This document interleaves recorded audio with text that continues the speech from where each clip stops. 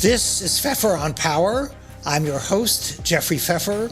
Every other week, we have a podcast in which I am able to get amazing people from literally around the world to come on and talk about how they have used the principles for power and influence, the principles that I talk about in 7 Rules of Power, to advance, to accelerate their careers. Today, we are delighted to be joined by Tosin Joel. I met Tosin when she took my power class as part of Stanford's LEAD program. Tosin is an amazing person. She was born in Nigeria, grew up in Nigeria, got a degree in geology, went to work for a large Italian oil company, Eni. And as you know, there are not many women in the oil industry. She is a Black woman in the oil industry. There are not that many women, and certainly Black women, in senior executive roles in Italian companies. Tosin, after she took my class, sent me an email and said, I got 4 promotions in about 6 months, and is a big fan of the class. And so it is really a pleasure to welcome her to the Pfeffer on Power podcast. Thank you for being with us. Thank you, Professor. Thanks for having me. It's nice to see you. So I'm going to ask you a series of questions. And the first question is, give us a quick overview of your resume. I know you were born in Nigeria. Tell us about growing up and your education and your jobs prior to arriving at Eni. Absolutely. So first of all, I wanted to thank you for this great initiative. It's an amazing way to really share stories with the world. And this is amazing. So why don't I tell you a little bit about me? I was born in Nigeria. Like you said, my undergrad was in geology. As an undergrad, I really had to really hustle a lot to put myself through school because I didn't have so much resources in form of financial support. So coming from that kind of background, I had wished to be a center of change in my world. So I wanted to be something for myself, but I also wanted to be something for people that mattered. So I was very passionate about geology. As a student, I went to conference and I observed.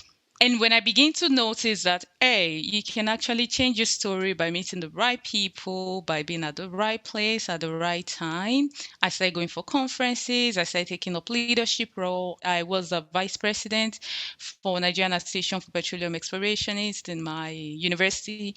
And that changed my narrative because I went from being just an observer and an outlier to get a seat at the table, which was a big deal then. So I was not just scouting for opportunity for myself, I was scouting for my colleagues.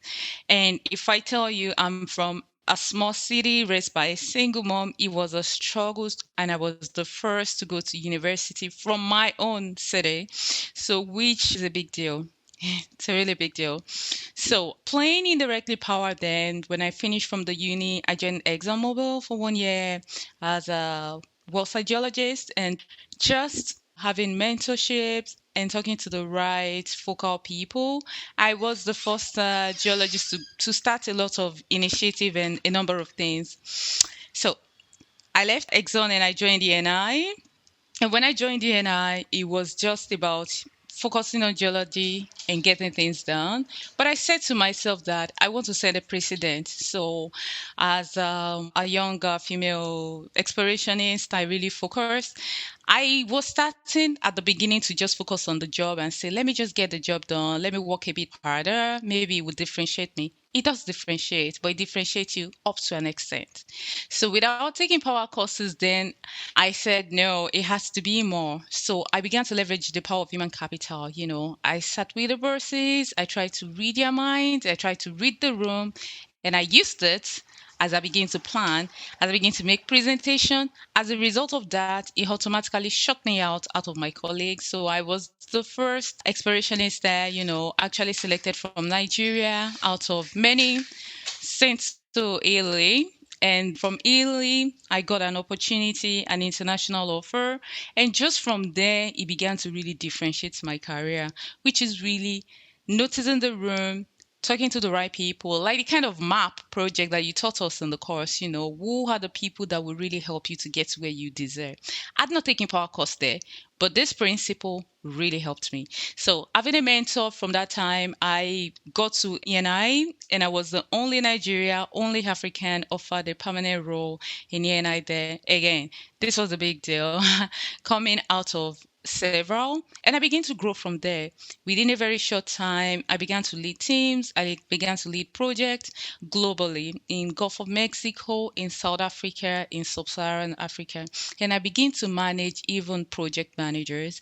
And that was when I realized a gap. I realized that as a woman in the room, sometimes it gets lonely. You need to have buy-ins. And when you're in the middle of just male managers, sometimes you need to know an extra layer to manage the pressure, which is not just technical.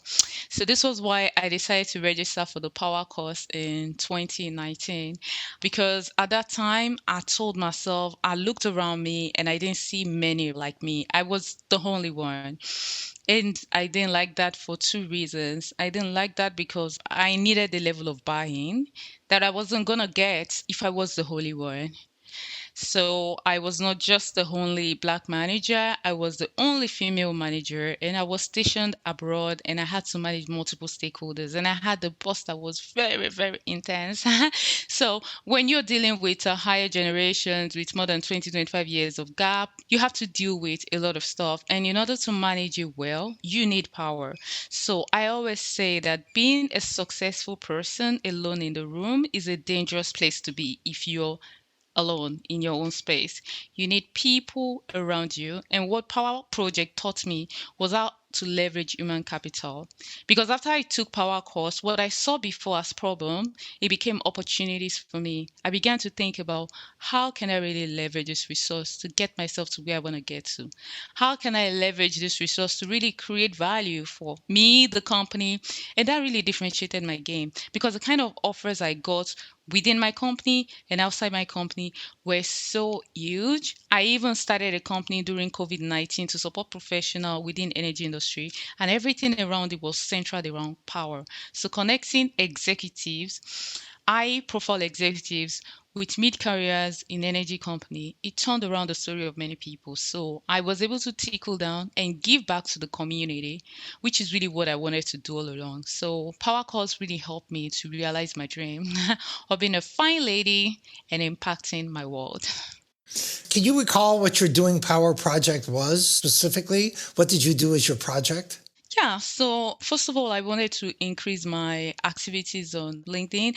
I wanted to also create a kind of influence for myself on the outside because I'm kind of a big deal within my company, but I said no one is ever going to notice you if you are not creating any impact on the outside. So doing Power Project was to create a level of awareness on the outside, leveraging social media platforms like LinkedIn, and I just wanted to have, I don't know, 20% more followers on LinkedIn. And that kind of blew up. So out of my power project was birthed my company GTBOOL because it's all around centered around creating awareness, connecting people. I started by posting profiles, messages on LinkedIn just to encourage people, leaders generally. And I started getting reach out from many people, especially outside my company, invites to come and talk, high profile meetings to speak with top executives globally, and they asking me what can we do, and that was what birthed my startup idea. So with respect to what I achieved and what my target was, there is more than I don't know 200% change in it. So I wanted to build influence on the outside in order to get more power. And I believe you started, or around that time, you started a nonprofit organization. Yep, You would I did. tell us a little bit about that. Yeah, so the nonprofit organization is called GTBOOL, which is getting the best out of life. So it is a coin word I brought out of Power Course, the negotiation, which is really getting more of what you want. And those are really linked together. I noticed that during COVID-19, many of my colleagues struggled within energy industry. It was a disaster. And many people were just without bearing. They were questions without answers, and no one was really ready to give concrete answers. So I sought out high profile executives from Stanford, really leveraging Stanford lead. with energy background and outside energy background, just to come and talk to people and just matching them, matching them with professional within energy in a series of fireside chats. It really changed the stories of people. I mean, I had people pivot jobs, pivot career, got promotion. Like more than 10% of the people had opportunities in North America, from Europe, even from Africa. So it changed the story of many people. And because of that, it got high virality. So we registered within less than 24 hours. 1,000 people had already registered. And this gave rise to partnering with more than 5 different companies on a number of initiatives as a result of this. So I never started it out to make it a thing, but it became a thing because of the popularity it got among people. And I'm happy to let you know that it's self-driving. People are still getting engaged. And now it's just a platform to really match executives with mid-careers. And it's going on really well. I'm really happy that from Power Course, not only did it transform my life, but it transformed many people's life because of this. Because when people write me and they're like, tell us about your story, tell us about how you can do it. Do you think I can do it? What do you think? So I couldn't manage talking to people alone by myself. So I started matching them with top executives, and it became really, really successful on both sides. So it's pretty clear that one of the things you learn from the power class, though I think you probably did it even before the power class, is the power of networking. But besides networking, what else did you do, or what other ideas did you use from the class to accelerate your career? Yeah, so it's all about being central. I think that is the most powerful position to be, centralization. And when you talked about it in class, and I mean, Kate came and spoke about it, all the speakers in class, I just looked at it. I was like, I've been doing this, but maybe not in the right way or without structure, because all those events I was creating, all those fireside chats, I was at the core of everything from both the executive side and the mid-career side. So till today, I just have to dial one phone call away, anyone, anywhere in the world, to get things done. So being at the central position gave me a lot of power and influence outside my organization. And this created a lot of awareness for me within my organization. So I didn't need to stress anymore because I was already a statement. And this is the lesson I'm carrying forward even as I begin to still climb in my career, to be like, build a radius of influence around myself and the right community and the right network, but be centralized there, both within and outside the organization, because it would have been a big error for me to be big and build influence just within my organization. I will not impact the life of people on the outside. I will not turn life around and no one will know me. And it was important to me to be known. I don't just want to come and be successful. Oh, I've been able to turn the life of my family around for good, but I also want to be a name in the world. And that is the overarching scope now. Every single thing I do now, it is to really shine the light on my legacy. Who am I and what will I be? And when I begin to think in this scope, the people I sit down now with are top executive, leading industry leaders. And we talk about mission, purpose, legacy, goals. And this is what bonds us together. So for me, it took me out of despair because I don't know anyone that had done the path that I've done. So it's either they are so successful, very rich, and stay back in Africa, or go to Europe and get some things done. But for me, I was like, I'm successful. Now is the time to really help others transform their lives. And it's been rewarding for me on every front. Yeah. And the idea of getting external visibility to your organization makes, of course, enormous sense. And many people do not do that. They just climb the ladder inside their organization. And you're starting GTBOOL, and also your interest in building your brand on LinkedIn and giving talks everywhere, I think, are very key to your success. Now, one of the things that comes through when I listen to you talk, of course, is that you are willing to ask anybody anything. And you are certainly also, I would say, you have a quality that I think characterizes many of the people who do the best out of my classes and out of the books. And that is you're relatively bold. I mean, you are not afraid of things. You're not afraid of people. You would not say, I'm the only woman in the room, or I'm the only black in the room, or I'm the only Nigerian in the room, and therefore, why should I be here, etc. You have a lot of, I think, self-confidence and a lot of boldness and a lot of willingness to ask. And where does that come from? And what advice would you give to people who are less comfortable than you doing that? I think you have a great question, Professor. So I call it gutsy, which is really coming from Philip Mukabe, who was my coach during Power. So I told you I started off really being very, very poor. When you don't have anything to lose at the beginning, I mean, you just do what you got to do. And this was my driver as an undergrad. When I went to conference, I say, no one is going to know me. No opportunity is going to come. I don't have any sponsor. I need to make my own sponsor. And I was the first one from my unit then to get offers from the top major companies in Nigeria then. So my principle is what is the trade-off? If I'm going to be quiet, if I'm going to step back, I'm going to lose something. So, and I don't like to lose at all. So what I do is I put myself out there. I was like, what do I have to lose? Nothing. And this is always my driver, reach out to one person, be it like a CEO of a next company, be at a partner in another firm, be just even during interviews when I begin to talk to people, or when I begin to even encourage people, or when I begin to even speak in conferences, conferences to executives globally and within energy industry. I say, you don't have anything to lose. Even when you think you have something to lose, what you stand to gain is more than what you stand to lose. So I use that to balance the trade-off. And there is a saying that I always follow, which is fortune favors the bold. So we need more bold people in the place of power. And I am not scared to ask because I know that the consequence of not asking is bigger than the fear of asking. So I go for the bigger one. Yeah, no, I think that's exactly right. There's another saying, which is that you do not make 100% of the shots you don't take. So if you don't take a shot at the goal, you will never score a point. And you can see how that is reflected in your behavior. Exactly. And this is a problem, I must say, for many female executives.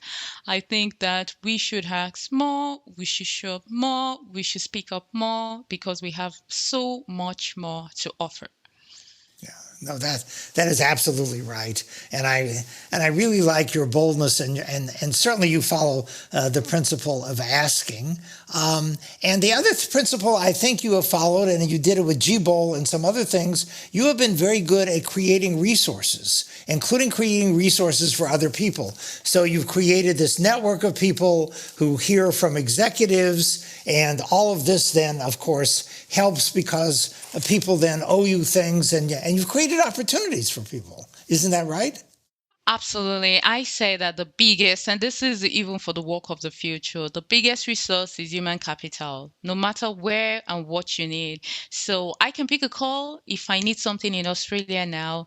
High net worth, I have people to get it done. It made life easy. So my goal is to create value. And in the concept of value creation, I also want people to capture value. I'm not selfish about it. I want other people to shine. I think you also shared it in one of the classes to say, invite people and give them a seat at the table. I think this is one key lesson that I learned. My mentor, when I was growing my career wide in E&I, she told me the way to be really big is to make people around you powerful. When you have powerful friends and you surround yourself with powerful, successful people, you have a long, strong leverage. And it has always worked. I go by that. I use that. I'm all for value creation and value capture. And this is my philosophy when I go after that. And I keep doing that because I feel like there is so much opportunity that I can create, that can be created, an opportunity for people to capture, including myself. Of course, that's great. So tell us a little bit about your kind of personal situation. Are you married? Do you have children? Because I want, and the reason why I ask that is because I think particularly for women. But for men as well now, I think there's an issue of how you balance your professional objectives and your professional goals and the time that takes with your personal life. Yeah, and you've had a very crucial point, but I can answer your question. So I'm in a relationship and I have a daughter. I was married and divorced, but it was a happy separation. And I tell you a little bit about context why. When it comes to different background, there is a cultural aspect which sometimes influences decision-making process. However, for powerful women or women that aspire to play power, I think it's possible to balance it. You just have to go for the right partner. And this cannot be influenced by cultural norm or societal expectation. To conform to those is going to really mess things up. I know because this was what I did a long time ago. I mean, I married really young in my 20s and it was really just conforming to the society or so. Now in my 30s, I know more. I know better. And my decision of dating or my relationship choice now is equally with someone that is centered in power. So, power couple. My general philosophy is that the same way you don't settle in the academics or just in the career is the same way you should aspire on who your partner will be. Otherwise, there will be problem. There will be problem because the person might not necessarily understand the origin of your drive. But if you're already with a very successful person or that the person is equally driven, then you understand each other and you're building together. So many successful women, at least my friends, so I can talk about some of the people close to me and that I've counseled in the past. Because you're successful, you tend to just overlook and let it slide when it comes to personal relationship. And it's a big error. I mean, you can get lucky, but it can go either way. So the general consensus and what I've seen really work with other people is to really own who you are. I'm a power player. I like to be a power player. Don't fake it in order to have a happy home because it will never be happy. And then just accept who you are and then be with someone that complements that. I like powerful people and I tend to date someone that is powerful. In fact, my preference industry is hedge fund. So I date strong, powerful people in hedge funds. So when we sit down, we talk business case, we can understand and relate at the same level. And it's been really rewarding for me. So that's a short note. And I have a beautiful, beautiful daughter. Thank you so much for that answer. It turns out we're not only getting power and career advice, we're also getting relationship advice. And I think your relationship advice makes a tremendous amount of sense. And obviously, as you've said, but it's not obvious in terms of some of the choices people make, that if you have a partner that will let you flourish and thrive, you will not only have a good personal relationship, but your career will do much better. So I like your phrase power couple, and I like your philosophy. I think it makes a lot of sense. So Tosin Joel, thank you so much for being with us. Thank you so much for making this happen. This has been the Pfeffer on Power podcast. If you enjoyed today's conversation, please subscribe and listen to future episodes where we're going to have even more interesting and amazing guests on to talk about how they have used principles of influence and principles from my book, 7 Rules of Power, to build their careers. For more information, visit my website at jeffreypfeffer.com. That's Jeffrey with an R-E-Y, P-F-E-F-F-E-R.com. And we look forward to being with you for further episodes. Thank you again. Thank you, Professor.